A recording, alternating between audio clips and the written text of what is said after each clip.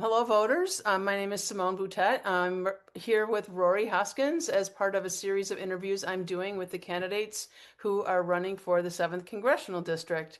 Rory, thank you very much for being here. And why don't you start by telling the voters who you are and why you're running? Thank you, Simone. I appreciate the opportunity. My name is Rory Hoskins. I currently serve as mayor in the village of Forest Park. I've had this role since 2019, and I'm running because I've pretty much dedicated most of my adult life to public service. I have a diverse set of experiences. I have a record of delivering resources for Forest Park, and I think I can take that record in my experience and benefit the 7th District.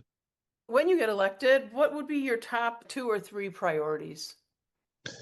One of my top priorities is simply repairing the harm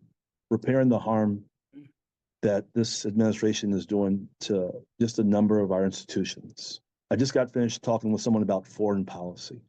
You know, what they've done to USAID and to the State Department more generally is going to impact our country in a number of ways. I think overall it's making us less safe. I want to be part of an effort to better codify laws so that no American president can ever do the damage that Donald Trump is doing to us today.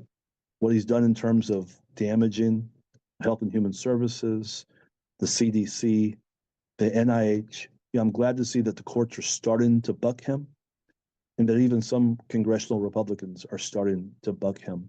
The fact that we've gotten to where we are is just a bad thing for our country. In terms of domestic politics, I want to protect access to health care. I want women to have all the rights they need to health care, including reproductive care. I want people who are transgender to have access to gender affirming care.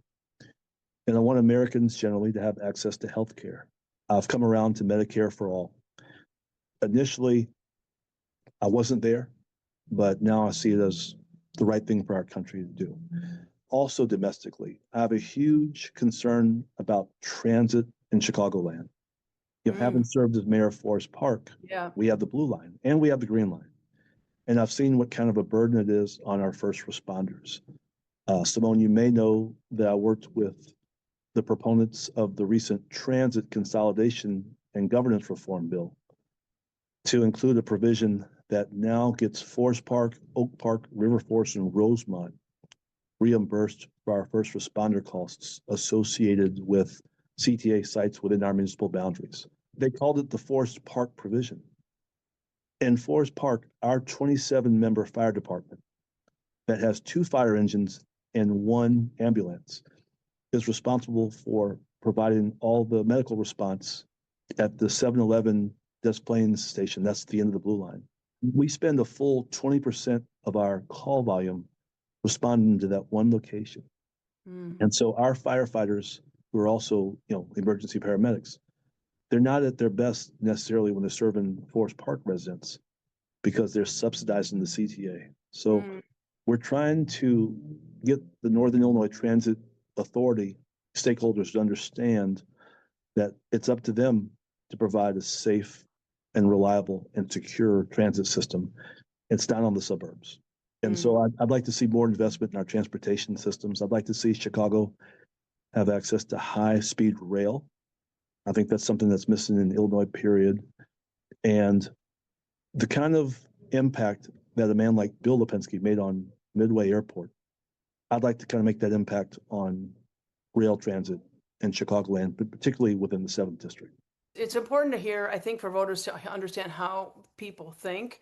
And you just described about you were not quite there on Medicare for all, and now you've changed your mind. I'd like you to explain how that process of changing your mind worked. How do you make decisions like that? Well, really just hearing from people, right? Talking to voters, talking to constituents, people who are dealing with health challenges. I have a 26-year-old daughter, and she's no longer eligible to be on my insurance or my wife's insurance. And she got laid off from her job working for the Department of Energy. She was doged. Ooh. And so now she's at a point where health coverage is going to be unaffordable given what's happening to the tax credits that have expired now. And I think there are a lot of people like her. I also have a 23-year-old son who's a graduate student. He's working on a PhD, and right now he has coverage, but he tells me about a lot of his friends who are in that age group where they don't have stable employment. And, it's really important to them to have health coverage. And of course, I meet older people who also have concerns about health coverage. And so while initially, 2 years ago, I would have thought, well, things are, more or less okay with Obamacare and whatnot, because, a guy like me who's always had reliable healthcare coverage, it seemed like things were okay. But when you actually start listening to people, then you learn. So listening is what moved me over to Yeah. Medicare for All. As you're taking on this very funny shaped Seventh Congressional District, there's so many different constituencies. You have the South Side, you have the West Side, Chinatown, suburbs, so you have pretty much some of everything. What does representation look like when you have so many different people with so many different interests and needs? It's engaging the entire district. It's knowing your constituency. It's being able to talk with people and listen to them and look them in the eye and communicate expectations and what you can and can't do, and trying to find consensus on how to move on different issues. And I've really enjoyed going throughout the 7th District, the eastern parts of the district, the downtown areas, the west side, the suburbs. I probably know the suburbs the best because I'm a suburban mayor. But at the same time, Simone, I used to be a social worker, and I spent, the younger period of my life working on the west side. I was a foster care caseworker for a number of years. So I worked at the Boys and Girls Club, what's called the Martin Luther King Boys and Girls Club. It's at the intersection of Sacramento and Washington. There was a Lawndale program in our system. We had a Little Village program. So I've been all over the 7th District is my point. And my So, time working for the Illinois Department of Commerce, I've had contact with some of the downtown business-facing institutions like the Chicagoland Chamber of Commerce. As someone who has experience working with different constituencies throughout the 7th District, it's not really such a hurdle to establish communications and relationships. when you're out there on the campaign trail, what problems are you hearing from people that you think will be the hardest to address once you get elected? Uh, Economic issues. We already talked about healthcare, but people are just concerned about jobs, creating jobs, being a part of economic growth. That's kind of why I talked to you about transit a little bit earlier. The West Side, in my opinion, is starving for investment, but guess what? So are the West suburbs. One of my unique attributes is the fact that I am a suburban mayor.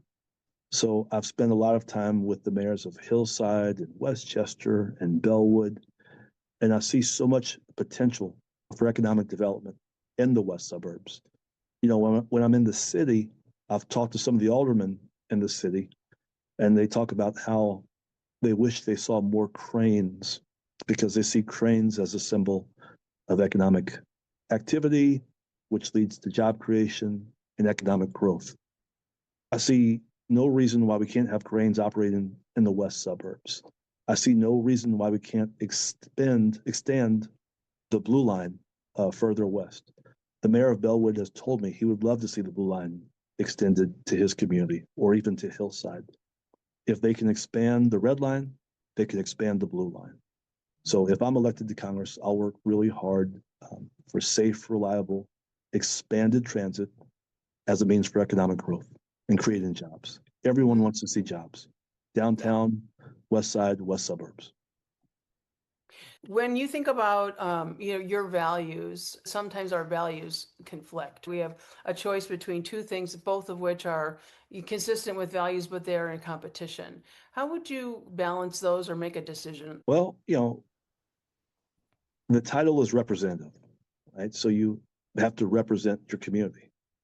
I think someone who knows their community can adequately represent the community and probably has the pulse of the values of most of the people in the district. So, if it's a social question about, whether, let's say, DEI is appropriate, then I think that's kind of a no-brainer. Maybe formulating tax policy, that's a little bit more complicated, but I would try really hard to have the pulse of the district in mind in making decisions.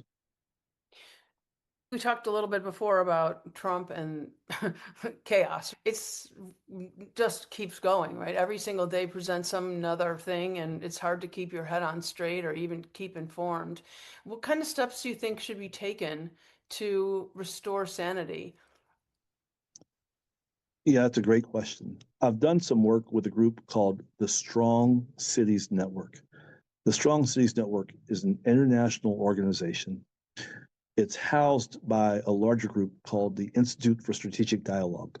But what the Strong Cities Network does is it works with local officials, people who are elected on a nonpartisan basis, to implement strategies to prevent and counter hate and extremism. And right now in this country, the polarization that we're seeing is really scary. So I think that the federal government needs to be back in the business of countering and preventing hate and extremism and investigating domestic terrorism. And one of the resources that I've seen through Strong Cities is that there's a network of people who have experience in healing rifts that resulted from conflict zones. Mm. And when you look at Minnesota right now, unfortunately, that resembles a conflict zone. When you have an external group of armed people hiding their identities, terrorizing the local population, killing innocent people for no good reason, I'm really worried about what's happening in our country. And so I think that we may need to really look at how to heal these rifts. And I want to be part of the thought process that goes into kind of the reunification work that needs to be led at the federal level. I found out from the Pew Research Center that 7% of Democrats trust the government and 30 something percent of Republicans trust the government. And when a Democrat is in power, those numbers are really the same but reversed. The numbers are really low, and trust in government has a lot to do with some of our division. What can you do to help restore that? The people in government have to want to restore faith in the government. And hopefully, the ability to build relationships, to cross the aisles, and to figure out who in Congress wants to really do the work, I think is going to be key to making progress and healing this country. I certainly can't do it alone, but I know that I believe in American institutions, right? Like, I was born in 1971. I was born in Texas. I'm Black. I've seen the promise of this country, and I believe in its institutions. And I think that, we've made great progress. I don't want to see that progress sacrificed. So I'm not ready to give up, is my point. And I think that other people can appreciate, the safety that we've received as Americans and what our national identity can mean to us. And we have to communicate to people that it's not a zero-sum game, and that if we work together in this country, that we can all prosper. Right now, the other side has succeeded in dividing us, but we have to do the work to unify the country. That would restore faith in government, right? I think people actively destroyed faith in government, is my point, Simone. When you get there, what do you think will be the hardest thing for you? What do you think will be your biggest learning curve or the personally hardest thing for you? My guess is that as a new member, it's probably natural to want things to happen overnight. Like, as a new member, I think one has to realize that they're a new member. So maybe learning how the leadership actually works. You may have an idea for how something works when you're watching from the outside, but all those strong personalities in Congress, everyone managed to get themselves elected. You have a number of bureaucrats who I assume are very intelligent people as well. And so actually learning how the institution works to be an effective member, I think that will take some time. In 2 years, how will voters know that you did a good job? Like I said, the priorities, transit, healthcare, recodifying laws, like what actually got done. And if there's no real substantial progress, then showing the work that was done. So, you have to measure what's being done. Hopefully we can find strong allies. Hopefully the Democrats will take control of Congress and actually get things done.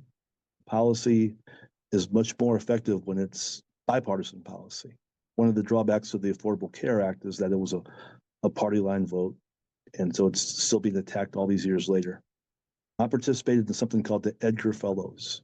It's a leadership seminar that the late Governor Jim Edgar conceived, where every year they brought together 20 Democrats and 20 Republicans for a 4-day leadership seminar. It was about relationship building, but they also drove home the point that bipartisan policy is much more sustainable than one party policy.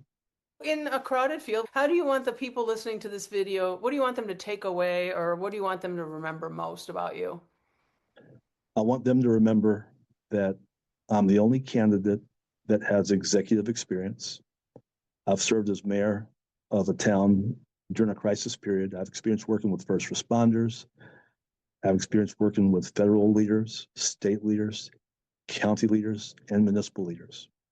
And experience matters. And this is no time to elect a rich real estate developer with no government experience.